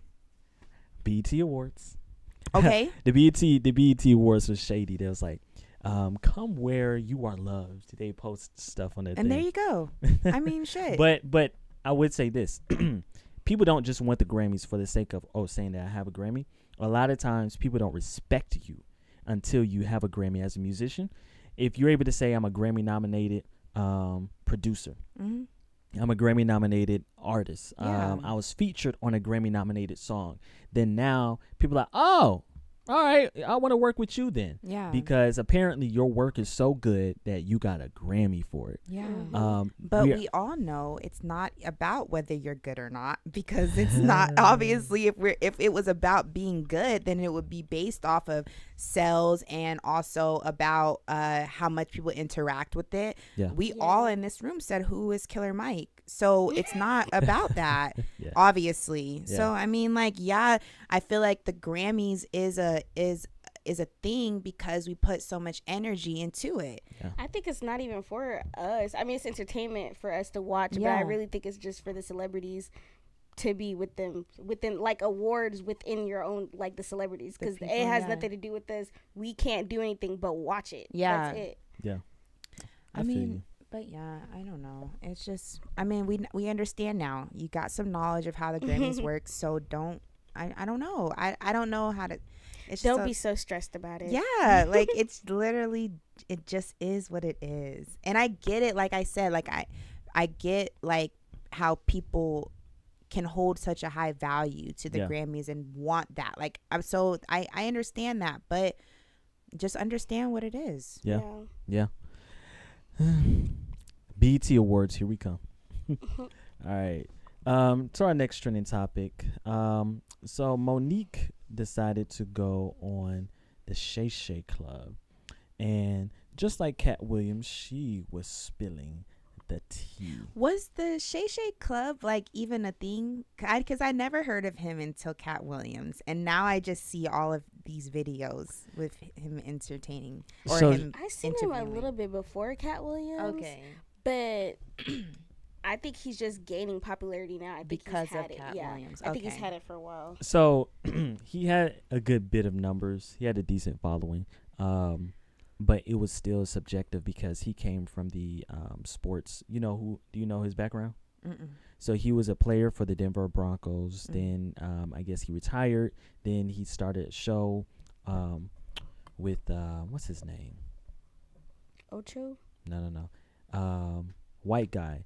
It's called something Hot Take or something. It was on ESPN. Spanx. This white dude, and they would just commentate on sports and etc. That ended, I guess, on bad terms. I think Spanx said too much or said something. So that ended. After that ended, he decided to do his own podcast on internet, and I think he then shifted it to like this professional platform looking thing. Then he got picked up by another sports network to do another show, and so he's kind of been thriving since. So people from that audience knew of him, and because he has been in pop culture to a degree, black pop culture really, he had a following. But the Cat Williams just so Okay. Shay Shay Room. Monique went on, as we know. Cat Williams went on and spilled the tea. So now Monique has came on and was like, I got to spill the tea too. Or Taraji, broken on those platforms. It was painful to watch. However, Taraji and I had a conversation over a decade ago. Yes. In my trailer when I was doing the Monique show. And she said, you got to keep on getting it until your turn comes. And I said, Taraji, most of us die before our turn comes. We got to ask for it right now. Now, I understand that because there was a time I felt the same way. Exactly. Because that's what I was told. Right. You just keep going and we'll get him the next time. We'll get him the next time. We'll get him the next time. And the next time never comes. And then you see our sister broken, sitting on those platforms. Now, when I said it, why didn't it get the traction when you said it that when she said it? Now all of a sudden everybody is coming, and I don't have a problem. I'm glad. Yes. But if you said this a decade ago, and I remember you saying it over a decade ago, why didn't it get the traction? Why didn't it get the support? Why wasn't it propped up when Monique said it? I think there's a few reasons why. Number one, it was the messenger. I should just be grateful I got invited to the party. You a big fat black woman. How dare you be the one? And then on top of that, you're saying names. You're saying Oprah's name out loud. You're saying Tyler's name out loud. You're saying Lee's name out loud. You're saying Lionsgate out loud. That's not what we do. We say they. We say the people. We say the studio. We say the producers. How dare you actually say our heroes' names? You're very specific. When I saw Taraji broken. So I just found it very interesting, with her take back on the Taraji thing, because everyone was saying it for her, as far as, well, Monique been saying this. So what is y'all takes? I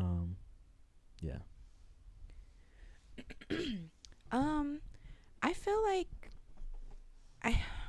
I guess it could be because of those things that she's saying, but I remember a conversation, I think we talked about it, was how she did it. Like with Taraji, it's like you could feel you wanted to have sympathy for her. Maybe Monique came harshly and it was hard for people to hear past that. I think. I'm not saying it's right. I'm just giving a different perspective. Yeah. I can agree with that. I think that I didn't grow up seeing a lot of Monique. It's kind of like here and there. So the images that I'm getting, or the feel that I'm getting of her, is from what I'm hearing from people who knew of her, and all of their stuff is that she's like an angry fat black woman, basically. So that's what they. So I would say this: that was her shtick, though, because she started off doing comedy. Right, I understand that. I know she's a comedian. What I'm saying is it goes into how people view you.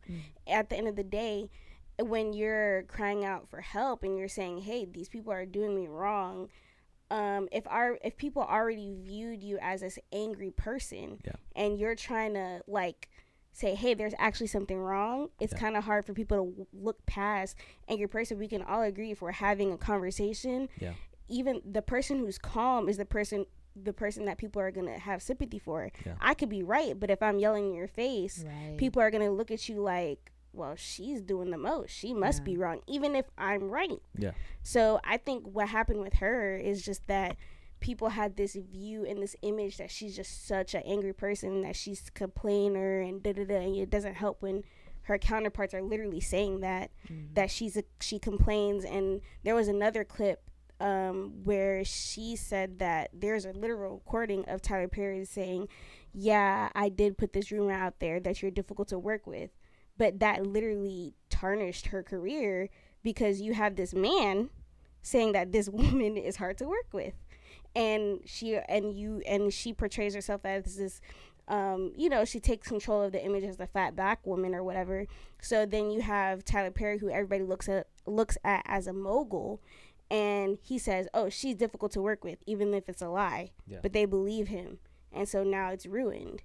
So I just think that there's a lot of imagery playing in how people see and react to it. I think it goes back to similar to the first episode with how do black women express their frustrations, their anxiety, and etc. And so that if a woman is classy about it, if she sheds a tear, but she's more classy about it, then it's more accepted than the angry black woman.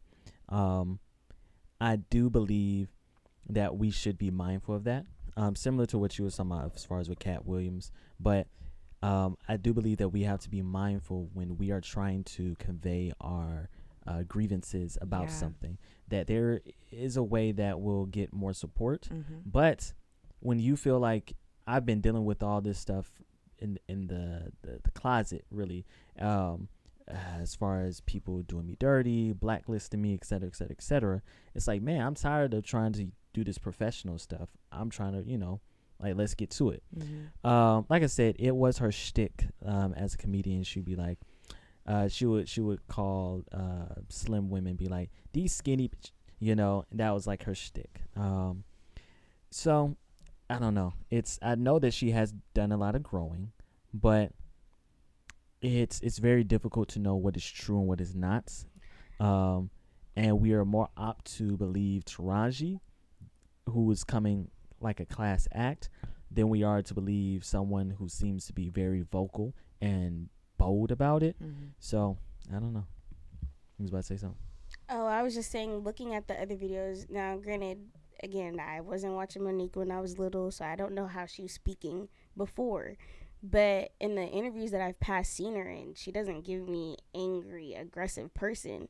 So then that just goes to show how much like the media plays into how we see people in general, even if we don't know them for real. Because and like what she's saying, all of these she's saying is like everything that she said in that interview, she's been like, you can literally look it up, this person said this, I can back this up with facts, like I have evidence. Gave Shay or whatever his name is, gave him the evidence of what she's saying is true. So then it's like, what more do you need? Her to cry and be skinny? Like it's like, then it begs the question, like, what more more do you want from her? So you're saying like now she's not from my perspective, what I can see, it doesn't seem like she's, I would say I got a different vibe from like when I watched Cat Williams' interview versus when I watched hers and some other people that or other interviews I've seen her in, she's like, just like, this is what happened, these are the facts. And so for me, it's like, dang, I really did listen to all these people be like, oh, like when I was seeing her talk about the beef I guess she had with what's his name, DL Hughley, and that whole situation, I even was guilty of being like, oh, there she go again, being angry and da-da-da-da. But then it's like, when you look at the facts with what she was saying, it's like, dang. Yeah. I think it just goes, but was she like being kind of forceful and harsh in that interview that you were talking about? Or was she like with DL Hughley? Yeah. You could tell she was upset. That in that interview, she was upset because, I don't remember the full situation. It's kind of confusing, but she was the, I guess, contracted as the headliner act, but he had showed up late. So then it was like this whole thing, and then she kind of just, during her set, she was going off, and people were like, well, that's not appropriate, da-da-da-da-da. But then, you know, she got online and was saying basically like, that wasn't an interview, that was just her on video, I think, and she was going off. I would also say, similar to what we were talking about in the other episode, is that when you feel like people, because we have to understand that what we're seeing publicly is not the first thing. Right. So obviously there had to been something that went on behind the scenes to make someone feel like, you know what, I got to make this public, or I got to tell your business, or I got to tell these phone calls and etc. I understand how when you don't play to political games at certain places that you will get blacklisted because it's like they feel like you are a liability to their image. Oftentimes the liability has nothing to do about legal, but it's like, to our image, this person can be a little too much or whatever. And I think a lot of people felt that way about her, especially when it comes to, she was getting the stereotypical ghetto black woman role. She was getting like the plus size Tiffany Haddish roles. And so you want a Tiffany Haddish, but yet you don't want to deal with what comes with a Tiffany Haddish. But you want her to be more like an actor, where she knows how to get ghetto on screen, but that's not her personality. And so I think a lot of people, the industry is all about dollars. The industry is all about money. Right. So she built a successful comedy career, and then a lot of people wanted to start putting her in movies, just like with Kevin Hart. So she was building up her movies, and you know, when people feel like you're too much, then they dispose of you. Right. And I feel like that's a common knowledge that basically the point that you're trying to make, I feel like that's common knowledge, that you need to recognize like the space that you're in. Yeah. So if you are wanting to get a point across, like, I understand that you're wanting to make it public now because this is stuff that you've been going through, so you have a lot of emotions going into it, but also it's like, how are people going to be able to receive you? And unfortunately it didn't get received the way that she probably would have thought. And talking about this last one, or no, before, which is why it's carrying on into like now. I'm sure because it's sorry, what's the difference between her and Cat Williams? Cat Williams is not like, because that's what I said about Cat Williams. Now everybody is like, yeah, she's been saying this or whatever. But before, a lot of people were like she said, when you're calling out certain people, Tyler Perry, the Oprahs, these people who are considerably untouchable, then it's like, you doing too much. The issue must be you. And like I said, when you, from a very low scale, dealing with organizations and places where it's like, if you don't align exactly with their stance and how they do things, then they're like, you got to go. And so that's probably how it was, you know? And that's probably how Taraji has been feeling. Now, I was telling Flo that I'm like, similar to Taraji, I'm like, I do kind of feel like she know what she's doing with sharing this. So therefore, she can get a lot more hit ups. It's going to be that sympathy hit up. Like she was in the Super Bowl, one of the Super Bowl commercials. I'm like, what does Taraji have to do with the Super Bowl? But it seemed like, hey, well, we want to hey, can you get Taraji in it or whatever? And so I hope What do you mean? What does Taraji have to do with the Super Bowl? She was in a Super Bowl commercial. It was the Apple Music commercial type promoting of thing, promoting Usher's performance because it's sponsored, I guess, by Apple Music. And Ludacris, Lil Jon, and Taraji were in it. And Shabach was like, well, what does Taraji have to do with it? You know, I get Ludacris and Lil Jon, but Taraji. And I was saying, I mean, I don't know. You know, there's a bunch of reasons why people are in the commercials for the Super Bowl. It's like, you know, the Super Bowl commercials are known for being crazy. Right. So, And I don't know. It is known for it, but it wasn't like one of those, we are trying to get this celebrity to promote. It felt very plugged. I don't know. You just have to see it. Okay. The whole point was that Lil Jon, it didn't feel like it coincided. Sure. Because Lil Jon and Ludacris is obviously promoting Usher's thing. Yeah. So why is she in that commercial? Anyway. I get it. So I was like, maybe she's, you know, after the strike, maybe she's like, I need money. And so she's like, hey, let me go ahead and get this sympathy stuff and everything. Because she's not the first one. There's been a lot of celebrities who they've fallen off. Then they may have came out and been like, dang, work has been terrible, whatever. They get a bunch of deals or whatever. So yeah, so you got to know how to play the game. Yeah, there we go. All right. So and it's not, and I just want to say something, like, it's not that this is appropriate. It's not to say that, but honestly, like, what can we do? Like, play the game. Yeah. That's true. And the same with the music, like we was talking about. Yeah. All right. So for our last trending topic, there is a young lady by the name of Wendy Williams. Wendy Williams, for those of y'all who don't know, she was the original Shade Room. She was the Shade Room, okay? She used to have all the tea, all the gossip and everything. And her show ended not too long ago. I would say 18 or 19 is probably when it ended. 2018, 2019 is when it ended. Because she just had a lot of personal things. One of her last episodes, she had seemingly had like a stroke, but it was like she just froze and thinks she like fell over, and then they had to cut it.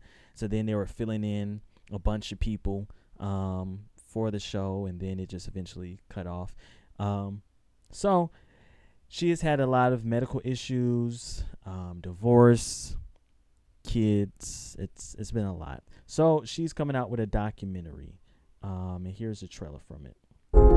From 6 years old, all I wanted was to be famous. Showtime.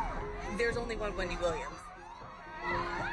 The boss is walking, everybody. Nobody can do it like Wendy. No one.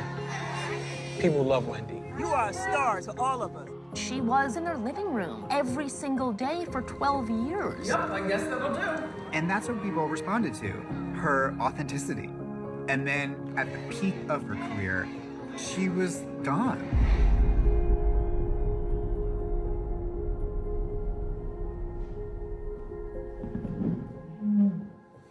Are we ready? Yeah. Waiting on you. All right. And away we go. Love you, Wendy. All I know is how to be famous. I really want to be back on television. You're gonna be back on TV. That's easy. My mom has done a great job making it seem like everything is okay always. Wendy, make sure you look here. 1, 2, 3. But in reality, there's something wrong going on. Did you see a neurologist to find out if I'm crazy? Oh my God, no, I can't do this. I can't do this. I have to sit down again. She was put in front of a judge and given a guardian. That was when they took her away from us. I have no money, and I'm gonna tell you something. If it happens to me, it could happen to you. As her family, we were all sitting on the sidelines watching, and she was crying out for help. Did you drink this whole thing today? Keep it there. Okay. Keep it there. My mom, she always talks about how she wants to work, but I feel as though she's worked enough. She has people around who are yes people and allowing this to continue. This is all too much. Go! Drive! I have no idea where we are. This doesn't look like anything familiar. I think she's losing memory. Have you guys noticed that? How dare him? I control me. I weigh 138. Anybody could look at her and tell this is not just alcohol. There's something more going on. I miss my family. I'll be here. Please be here. No matter how many times somebody may fall down, you gotta lift them back up. We all make choices in life. We all go through our challenges. She's still a person. How you doing? That's my sister. There have been random people around you. Stealing money from me. Getting money, whatever the case may be. Enough. Can you tell me where your sister is? No, I don't know the exact location of where she is. I feel like the Guardian has not done a good job of protecting my mom. My life. My life. Right now, she's weak and vulnerable, and she needs to be around people who aren't going to take advantage of that. I have no friends. You know how many people come out to support you? You know how many people love you? No, I don't. Everything is looking good. I know. I think that the guardianship system is broken. We are her family, and you tell me that I'm not capable of taking care of my sister. What would you do? What should I do? I love being famous. But family was everything. So good to see you again, Dad. It's good to see you, man. Everything.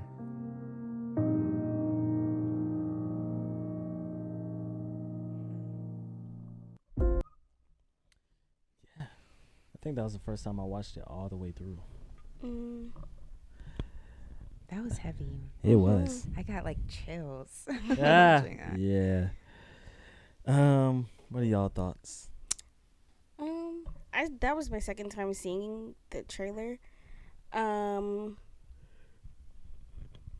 think she's going through something, or obviously she's going through something. Yeah. But one of the things that I was thinking about during it, or one of the things they said, was that she has a guardian. Yeah. And this is like the second time I've heard. I'm pretty sure there's a bunch of there's probably more and more times that we'll hear it. But when people kind of lose, or like they go through something, and then they're required to have a guardian be in control of their funds and everything like that. Mm-hmm. And then, it says, I have no money. And so I can't help but to wonder, is that have to do with something with the guardian? And the same type of thing happened with Britney Spears, as far as her guardian doing her wrong and didn't have her, her father, but he had control of everything. Yeah. And doing her wrong and not having her best interest at heart.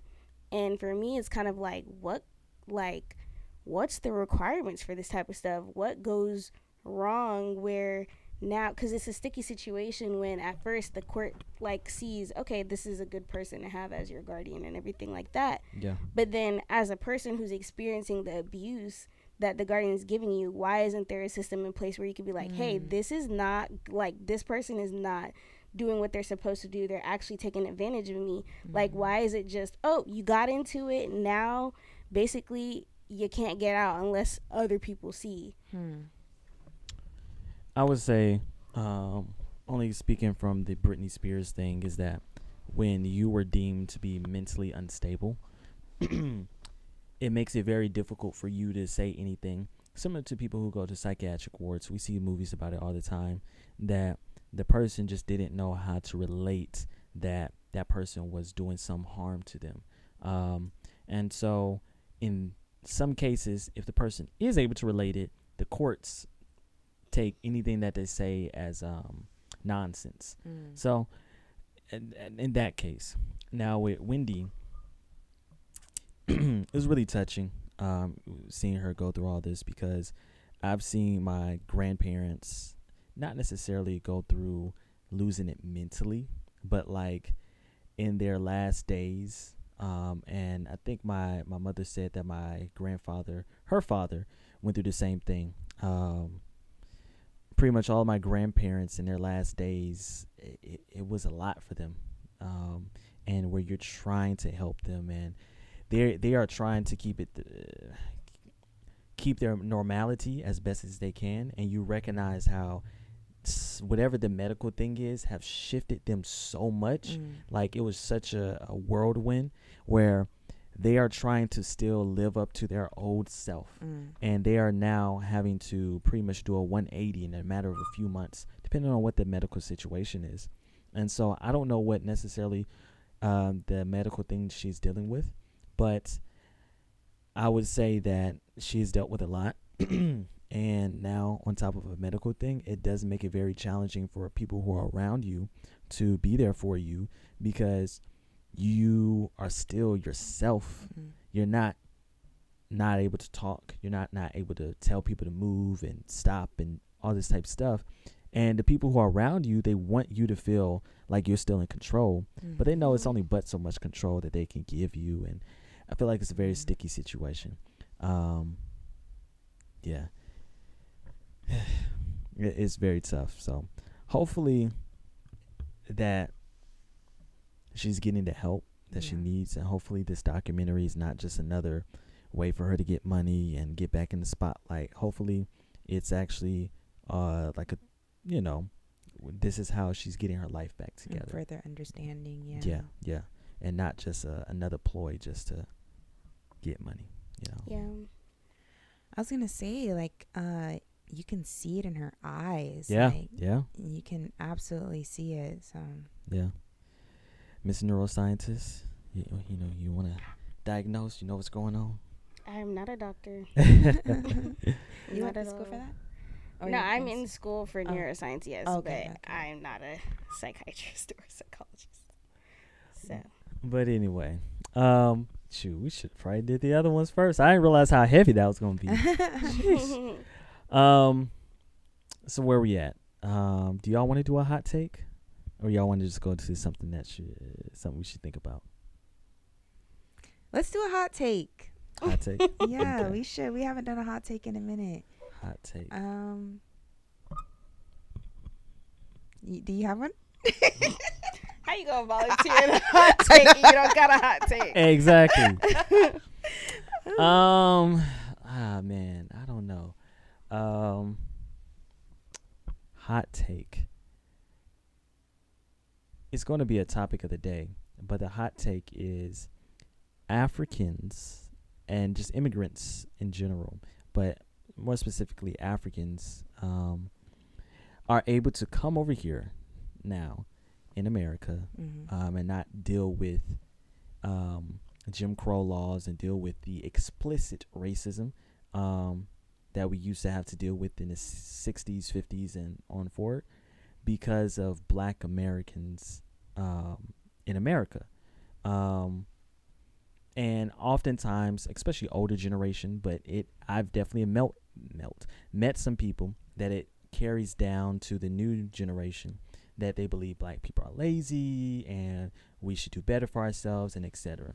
Again, it's going to be a whole conversation. I'm going to try to get an African to come on, to have the conversation. But the lady was talking about it in the video, and basically we paved the way for immigrants, especially African descent, to come over here and enjoy the freedom of being doctors or whatever else they want to do. If it wasn't for Black people who fought and against oppression, who fought against the Jim Crow laws, who stood up, they wouldn't have an opportunity to come over here. They would have deal with the same thing. So I think it's a hot take, because I've gotten to several debates with some Africans who basically are like, y'all lazy, we come over here and we do this and that, but y'all, I'm like, oh my gosh, it's very heartbreaking to hear that y'all think that. And I'm like, once I heard that argument, I'm like, shoot, so you case think closed. got it. Case closed. You think that's the mic drop? Right. I think Right. so. He's like, oh, okay, I hear you. Boom. So that's my hot take. Okay. Yeah, that I feel like that would be a good conversation, and hopefully we can get an African on here. Yeah. Somebody from Africa. Yeah. When you say African, like somebody like from Africa, or like their roots, like they were raised in the United States? Both. I know we know some people who were born in Africa, Okay. but they grew up in America. Other people who they were born here in America, but they be going back and forth to Africa all the time. So cool. Yeah, that would be good. yeah. But anyway, that was my hot take. Now we're gonna go to something to think about. Okay. With Flo. So my something to think about is based off of a verse that that my Bible study talked about. It's Romans 2, and it's like the first few verses, and it just talks about how basically God is telling us, even though there are people who do all of these evil things, basically, to sum it up, we still don't have the right to judge them. And so that passage kind of really sat with me, because I'm like, kind of already what I kind of already believed to begin with, but I was blessed to see a verse to like confirm what I believe, if that makes sense. But yeah, I just feel like we just all need to remember that we're no better than the next person, and we don't have the right to judge at the end of the day, because we all end up doing something bad, or eventually are going to end up making a mistake or doing something that we want other people not to judge us about. And so I just want everybody to remember that, or try to have a conscious effort not to judge. I know it's very hard, because we all have morals and beliefs that we feel like are the right thing, but at the end of the day, remember that there's a human being sitting across from you, and that person, you don't know what that person is going through, how they feel, what they feel about what they've done, or anything like that.